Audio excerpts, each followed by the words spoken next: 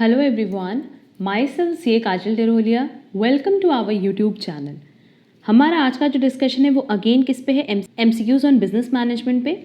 Last class में हमने already 2 complete topics पे और बिजनेस मैनेजमेंट पे डिस्कशन किया था। उस क्लास की लिंक आपको डिस्क्रिप्शन बॉक्स में दी गई है। अब आज हम लोग कुछ और एमसीक्यूज देखेंगे ऑन बिजनेस मैनेजमेंट, जहां हमारी सबसे पहली क्लास बेस्ड होगी ऑन प्लानिंग। हमने लास्ट क्लास में बताया था कि जो हमने शीट्स बनाई है वो चैप्टर वाइज बनाई है, सो दैट एक पर्टिकुलर टॉपिक से सारे क्वेश्चन आपको एक ही जगह मिल पाए। चलो फिर हम लोग स्टार्ट करते हैं अपना आज का सेशन, जहां हम लोग देखेंगे MCQs related to planning. Clear? अब देखो, सबसे पहला क्वेश्चन पूछा है, planning is essential at. No doubt planning की अगर बात करें तो ये हर लेवल ऑफ मैनेजमेंट पे चाहिए। आप ऐसा नहीं कह सकते कि सिर्फ top level of management planning करेंगे और बाकी लोग कोई प्लानिंग नहीं करेंगे। हाँ, ये क्लियर है कि जो गोल है वो कौन डिसाइड करता है, टॉप लेवल, और उसको इंप्लीमेंट कराता है middle level as well as operational level work करके। बट प्लानिंग हर लेवल ऑफ ऑर्गेनाइजेशन पे होती है, तो करेक्ट आंसर क्या होगा? D, all level. Next, planning involves selecting different courses, supplementary courses, alternative courses और नन ऑफ दीज। हम जब भी प्लानिंग करते हैं ना अपनी प्रैक्टिकल लाइफ में भी, तो हम लोग हमेशा क्या करते हैं, 2-3 प्लान साथ में बना के चलते हैं। लेट्स से हमें अपने प्रिपरेशन के लिए पूरे दिन में 4 आवर्स की प्लानिंग करनी है कि हम कैसे कितने टाइम कब पढ़ें। तो हम कभी ये नहीं कहते कि हम सिर्फ मॉर्निंग में 4 to 8 पढ़ेंगे। क्यों? क्योंकि हमें पता होता है कि कई बार हो सकता है कि वो टाइम हम मिस कर जाएं, उस पॉइंट ऑफ टाइम पे हम ना उठ पाएँ। क्लियर? तो उसके लिए हम और ऑप्शंस लेके चलते हैं कि चलो 12 to 4 PM हम देख लेंगे, या तीसरा ऑप्शन हो गया 7 PM to 11 PM। तो इस तरीके से आप क्या करते हो, अलग अलग टाइम स्लॉट बनाते हो। फर्स्ट डे आप तीनों ही टाइम स्लॉट पे देखते हो कि कौन से टाइम स्लॉट पे आप ज़्यादा प्रॉपर तरीके से प्रिपरेशन कर पा रहे हो, एंड अकॉर्डिंगली आप अपने प्लान को सेलेक्ट करते हो। तो प्लानिंग में हमेशा हमारे पास क्या होता है, ऑल्टरनेटिव कोर्सेज या ऑल्टरनेटिव प्लान्स। क्लियर? तो करेक्ट आंसर क्या होगा? सी, ऑल्टरनेटिव कोर्सेज। कि इन ऑल्टरनेटिव कोर्सेज में से जो सबसे बेस्ट होता है ऑर्गेनाइजेशन के लिए, वो प्लान हम लोग चूज करते हैं, दैट इज सेलेक्ट करते हैं। Clear? Next, in planning assessing the situation is the. अब देखो, अगर प्लानिंग की बात करें तो इसमें जो टोटल स्टेप्स होते हैं वो होते हैं 6 स्टेप। सबसे पहला होता है कि हम अपने ऑब्जेक्टिव्स को डिटरमाइन करते हैं कि हम क्या चाहते हैं अपनी ऑर्गेनाइजेशन से। उसके अकॉर्डिंग हम प्रीमाइसेस, दैट इज जो भी असेट्स वगैरह हैं, उनको हम डेवलप करते हैं। देन ऑल्टरनेटिव्स, जो जो प्लान हमारे पास अवेलेबल है या जो जो ऑप्शंस अवेलेबल हो सकते हैं, उनको इवैल्यूएट करते हैं। उनमें से एक प्लान चूज करके अकॉर्डिंगली हम क्या करते हैं कि उसके लिए रिसोर्सेज आइडेंटिफाई करते हैं। ये देखते हैं कि उस पर्टिकुलर प्लान में क्या क्या टास्क हमारे लगेंगे, एंड लास्टली जितने भी मेथड्स उसमें इन्वॉल्व हैं उनको डिटरमाइन करना, ट्रैक करना और इवैल्यूएट करना। ये बेसिकली पूरा प्रोसेस है किसका? प्लानिंग का। तो देखो यहाँ कह रहा है सिचुएशन को एनालिसिस करना। अब सिचुएशन को एनालिसिस करना तो नो डाउट फर्स्ट स्टेप का ही पार्ट है, क्योंकि आप जब सिचुएशन समझते हो उसी के अकॉर्डिंग आप अपने ऑब्जेक्टिव को डिटरमाइन या डिसाइड करते हो। Clear? In planning executing plans is the, plan को एग्जीक्यूट करना। एग्जीक्यूट करना मतलब जो भी हमने प्लान्स बनाए हैं उनमें से किसी एक प्लान को चूज करके उसको कंप्लीटली इम्प्लीमेंट करना, एग्जीक्यूट करना। ये कौन सा स्टेप था? Last step. तो करेक्ट आंसर होगा सी, लास्ट स्टेप। इसमें ये आंसर गलत है, आंसर होगा last step.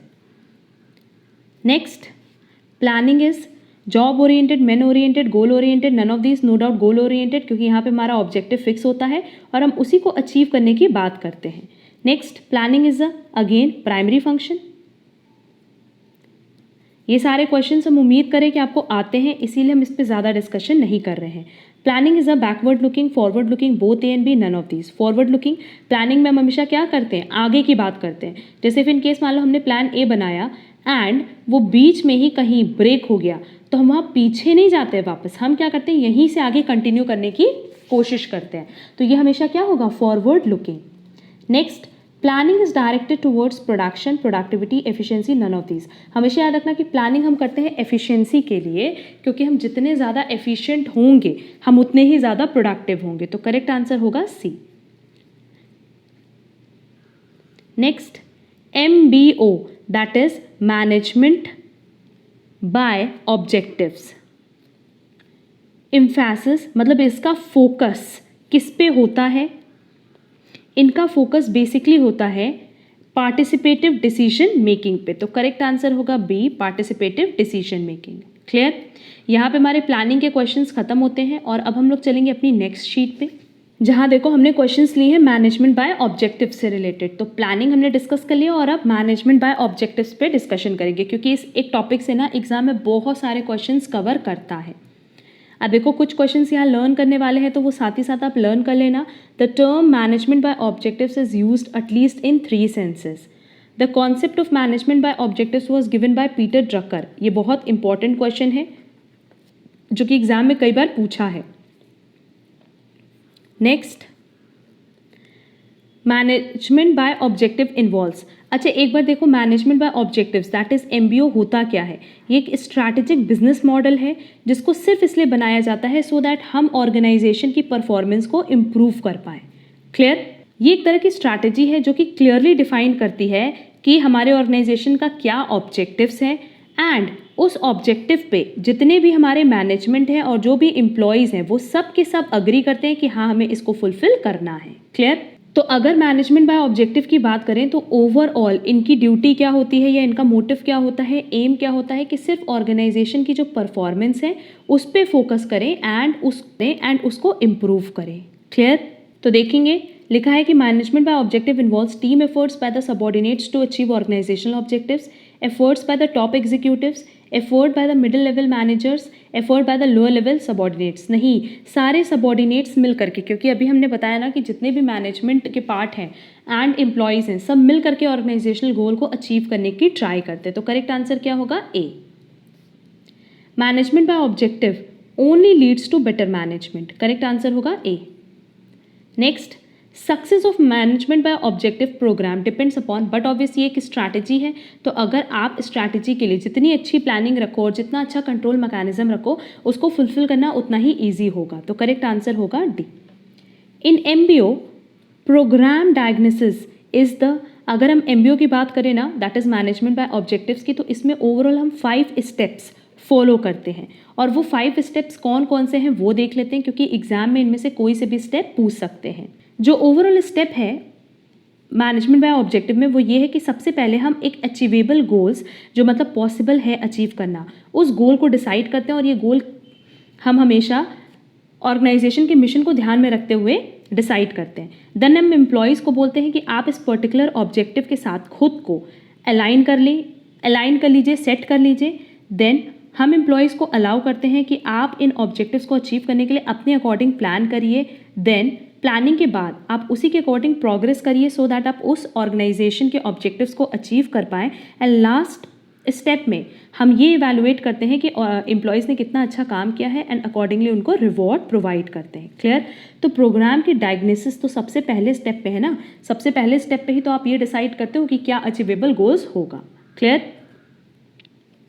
Next, in MBO process goal setting is, no doubt जो गोल सेटिंग है उसमें कई सारे स्टेप्स हैं, तो आंसर हो जाएगा D, multi stage process.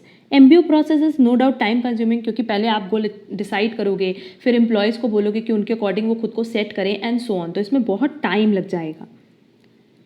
Next, MBO is not used as planning process, control process, process for evaluation of performance, production process. हमने प्रोडक्शन प्रोसेस के लिए कहीं भी इसको यूज़ नहीं किया, हमने यूज़ किया कि हमने गोल सेट किया है और उसको वो कैसे अचीव करते हैं।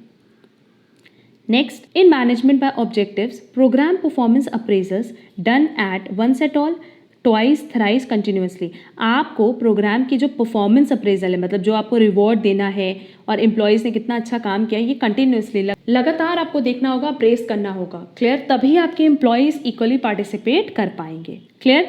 तो होपफुली ये समझ आया होगा मैनेजमेंट बाय ऑब्जेक्टिव्स क्या है। इसकी डेफिनेशन भी हमने डिस्कस कर लिया, स्टेप भी डिस्कस कर लिया। तो ये ओवरऑल हमारे पास क्वेश्चंस थे planning and management by objective से रिलेटेड। अगर आज की क्लास में किसी भी क्वेश्चन में आपको कोई भी प्रॉब्लम हो तो आप कमेंट बॉक्स में कमेंट कर सकते हो और साथ ही साथ आप टेलीग्राम पे भी हमसे कनेक्ट कर सकते हो। हमने टेलीग्राम पे ऑलरेडी एक ग्रुप बनाया हुआ है, साथ ही साथ व्हाट्सएप पे भी ग्रुप बनाया हुआ है related to MCOM entrance preparation. इन क्वेश्चंस की PDF आपको हमारे टेलीग्राम चैनल पे as well as WhatsApp group पे मिल जाएगी। नेक्स्ट क्लास में हम कुछ और क्वेश्चंस डिस्कस करेंगे रिलेटेड टू बिजनेस मैनेजमेंट। आज के लिए बस इतना। Thank you so much.